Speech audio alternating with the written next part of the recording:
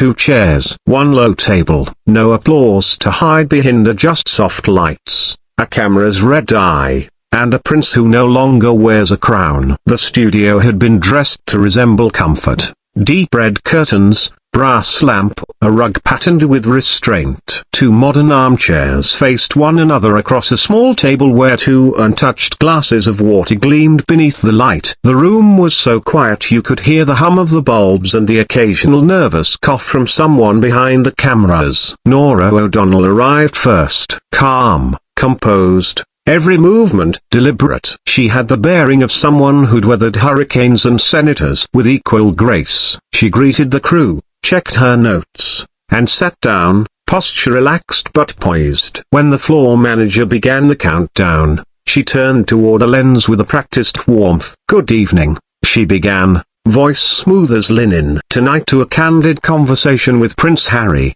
author, veteran, father. We'll talk about life in America, purpose, and what comes next." She looked left, the signal. "Harry, welcome." He entered like someone already accustomed to attention. A smile meant for magazine covers, an unhurried stride, the California ease of someone who had learned to make casual look curated. The open collar, the knit pullover, the air of cultivated unbotheredness, so every detail was a quiet performance. "Good to be here," he said, shaking her hand with that half-smile that expected to trend. He sat, ankle over knee, perfectly comfortable. Norah smiled back. "We like people to feel at home." "Oh, I do," he replied lightly. "I'm rather good at finding new homes, so you might have noticed." The telly light blinked red. The show had begun. Norah's first question was gentle. "How are you finding life in America away from the institution and everything that comes with it?" Harry's lips tilted toward a smirk. "The sun's warmer. The mornings are quieter. The traffic ignores titles. It's refreshing, not about a calendars designed a century ago. I suppose I miss familiarity. A tradition sometimes has a pleasant center, but I sleep well." "You don't need a palace to live like a king." Norah's eyes flickered. "That's a striking phrase. What does living like a king mean to you now?" "Autonomy,"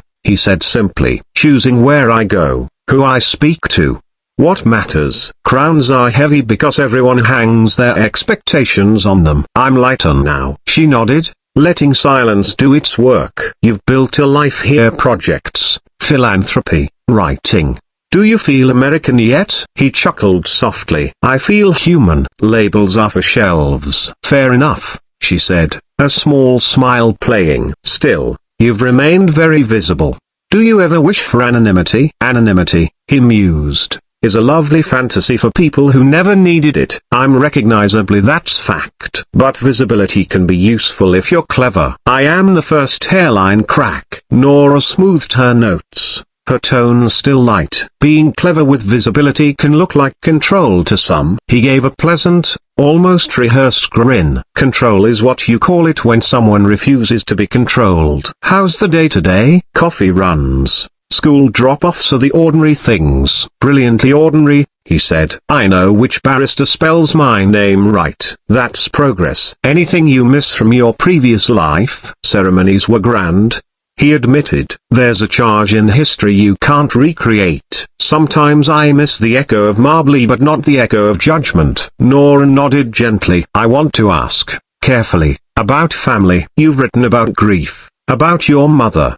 Does distance from the UK, from the institution, change that grief?" His smile thinned. "Grief doesn't care about geography. It changes its shoes. That's all." "My mother's the voice in quiet moments, are the reminder to choose compassion over performance." "And your brother?" Norah asked, tone soft. Harry's jaw tightened almost imperceptibly. "People always wonder." "Wondering is free. So are assumptions." "My relationships are mine." He took a sip of water. "Next question." Norah accepted the boundary, moving on. "Your wife, Meghan, she's often in the public eye. Some say the attention fuels the conversation. Others believe it distorts it. How do you both navigate that?" He leaned back, confidence returning. "We navigate quite well. We're not tour guides for strangers' expectations. Being in the public eye is a phrase the public like us, so it makes them feel invited. They aren't." "Is it stressful?"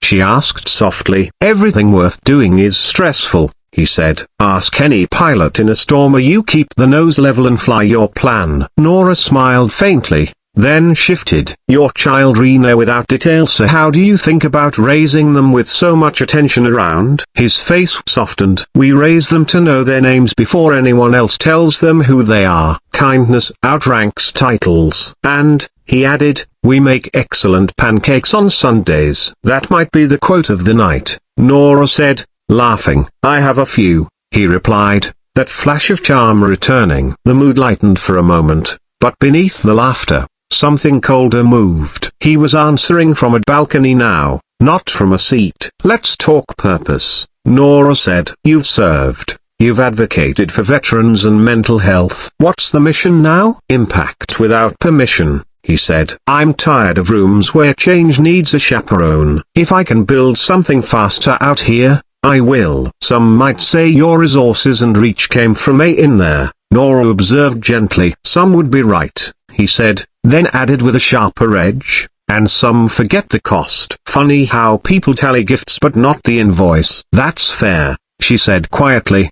Do you ever feel a pullback? Not to rollers but to reconciliation? Family, tradition? Yes, he said quickly, surprising them both. I feel a pull to history. I feel a pull not to repeat it. I miss Marbly but not being a statue. Looking ahead, she said, more books, new projects. People are nosy, he said lightly. Curiosity is just nosiness with better manners. I'll announce things when they're real.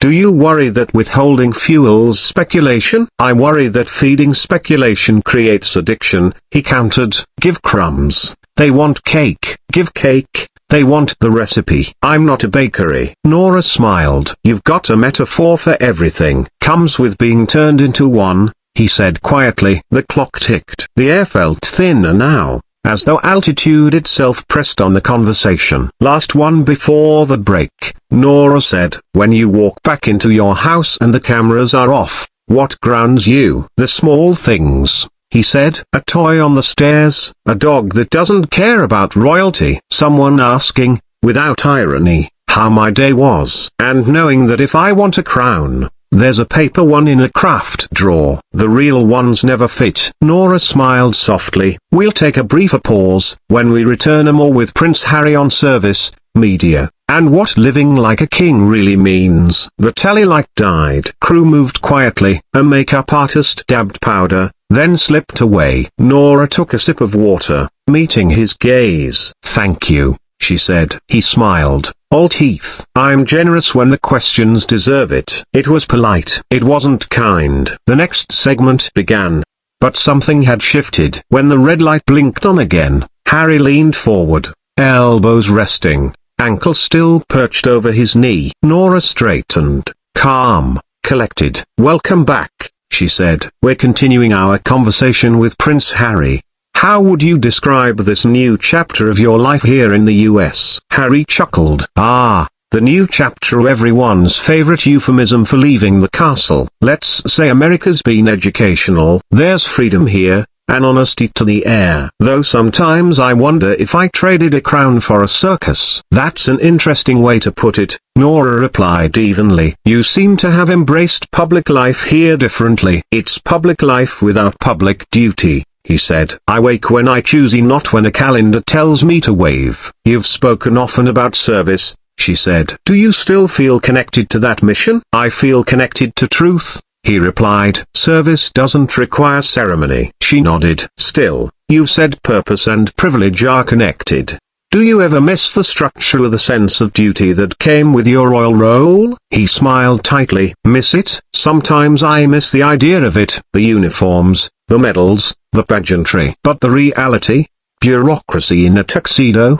Do you ever miss your family? For a moment, he said, the charm slipping. Family is complicated. Mine just happens to come with museum portraits. And your mother, does her memory still guide you? He paused, then smiled faintly. People expect me to say yes. But she doesn't need to guide me anymore. I think she'd like that I'm doing things my way, even if the tabloids can't handle it. Norah's tone remained calm. And your brother? Harry sighed. Ah, The eternal question. Brothers fight. Ours just happens to make headlines. We'll talk when it makes sense to you, not when the world wants a photo op. Do you ever wish things were simpler? I wish people stopped wishing on my behalf. The sharpness landed. Norah regrouped. Let's talk about Meghan, she said carefully. She's admired for her work, but she's also faced intense scrutiny. Harry laughed short. Dismissive. Scrutiny? That's a polite word for harassment. My wife's dealt with more nonsense than most politicians. Yet here she is, still standing. She's a strong presence, Norah said. Some critics say she's too visible, too outspoken. And men aren't? He interrupted, voice rising. Funny how a woman speaks clearly and gets labeled difficult. It's not visibility that bothers people, it's their fragility around strong women. Norah's voice remained steady. It's a fair point. But do you ever worry that both of you being so public makes privacy difficult? We're public on our own terms, he said, leaning forward. There's a difference between being seen and being sold. I decide what's shared. That's the modern crown. Control as the modern crown, she repeated. He smiled. You can borrow that one. I seem to produce good sound bites. Norah let out a polite laugh, but her eyes stayed cool. Speaking of privacy, what's life like for your children in California? They're innocent enough not to care about any of this, he said. I want them to grow up believing titles mean nothing. Truth means everything. That's admirable, she said softly. And your career? What's next? Oh, I've got plans, he said. Unlike most people who announce them for attention, I prefer results. Transparency can help people understand your mission, she offered. Transparency's overrated, he replied. People don't want truth. They want theater. I stopped auditioning. The silence that followed was thick. Norah folded her hands carefully. Harry, may I ask something candidly? Always, he said. Do you realize how you sound sometimes? He blinked. How I sound? Yes, she said softly. You talk about compassion, but your tone carries distance. Almost a broken bar superiority. Harry's smile turned deliberate. When you've lived at the top, everything else is a step down, isn't it? The air froze. Even he seemed to sense the weight of it. That's quite a statement, Norah said quietly. It's an honest one. The telly light turned off. Nobody moved. The silence lingered, a thick, electric. Norah breathed slowly, her patience stretched to its edge. When the light came back on, she began again, voice steady. Earlier, you mentioned freedom and control. Some critics say your search for control has made you guarded or even combative. Any truth to that? He laughed softly. Critics love to psychoanalyze strangers. I'm not combative. I'm just unwilling to be manipulated. Some might say you've gone from avoiding the spotlight to controlling it entirely. Wouldn't you, if you could? He countered. Everyone wants the microphone. I just happen to own mine. Norah's voice cooled. You've been open about your mental health journey. Do you ever think that defensiveness might protect you but also alienate people? His eyes hardened. You're very good at wrapping accusations in compassion. Poetic. I'm not accusing, she said quietly. I'm observing. He chuckled. Observing her like a hunter with binoculars. Norah didn't flinch. You've said you live like a king here in America. Do you think that air of superiority is why some people struggle to relate to you now? His smile flattened. Relate to me? I'm not an influencer begging for relatability. I don't need to be understood by strangers. Still, she said evenly, public perception shapes legacy, doesn't it? He leaned in, voice sharp. I didn't come here to be liked. I came here to be heard. Maybe that difference is lost on you. The words sliced through the air. Norah met his gaze. I'm not circling, she said quietly. I'm giving you a chance to be understood. Harry's laugh was short, humorless. People always say that before twisting your words. She inhaled, steadying herself. I've interviewed presidents and generals who didn't assume bad faith with every question. Well, he said coldly, maybe they had less reason to. A beat. Norah's voice dropped lower, firmer. You know, Harry, you talk about compassion and truth, but you sound less like someone inviting understanding and more like someone lecturing from a mountaintop. He blinked, incredulous. Mountaintop? Yes, she said calmly. You speak down, not across. He gave a low laugh. Or maybe I'm just tired of pretending everyone's on the same level. That did it. Norah's composure cracked. You've spent this entire interview dismissing every question with a smirk. You talk about wanting to be seen, but you hide behind arrogance every time someone gets close. That's not strength, Harry, that's insecurity. He blinked, the mask slipping. Are you finished? Not quite, she said. You walked in demanding respect before you earned it. You treat honesty like an insult and humility like weakness. He said nothing. The camera kept rolling. In the silence, you could almost hear the echo of something breaking, not a voice, not a set, but the illusion of control itself. Harry sat back, smile gone. Norah looked at him, steady again, the strength returning to her stillness. What began as an interview had become something else entirely, a reckoning wrapped in politeness, a conversation that would linger long after the lights dimmed. The red light blinked one last time, and for the briefest second, both of them looked almost human, two people caught between truth and performance, wondering which of them had just lost control.